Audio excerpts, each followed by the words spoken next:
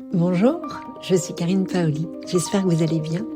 Et si vous écoutez ce message, c'est que vous êtes arrivé au bout du roman Les Nuits réservées. Alors avant tout, merci.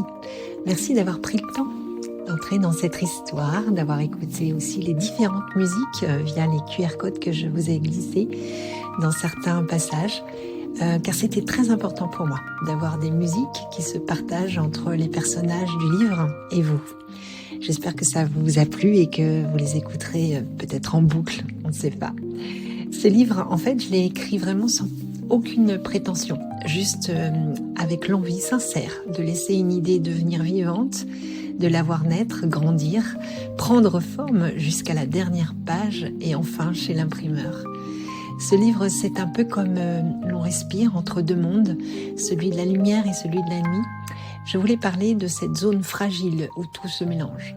L'amour, la peur, le désir, la perte, la reconstruction. Et j'ai voulu aussi raconter une relation entre une mère et un fils, entre la jeunesse qui s'élance et l'expérience qui regarde parfois en silence. Avec fierté, avec inquiétude, parce que je ne vous cache pas en effet que je ne dors pas beaucoup quand mon fils sort la nuit à Paris, mais toujours avec beaucoup d'amour. Les nuits de ce roman sont des miroirs de Paris. C'est un titre d'une thématique photo qui m'est très chère. Ça vous parlera, j'imagine. Ces nuits révèlent aussi ce que l'on cache le jour. Elles font tomber les masques, parfois pour mieux se trouver soi-même. Et puis il y a la Corse, l'île de mon cœur. C'est elle qui relie les personnages comme une mémoire commune, un lieu d'ancrage, où la mer, la musique et la nature rappellent qu'on peut toujours recommencer, qu'après chaque nuit, il y a une aube. Parfois douce, parfois brutale, mais toujours pleine d'espoir. Ce livre, c'est un peu de mon cœur que je vous livre, un peu de mon fils, un peu de mes nuits aussi.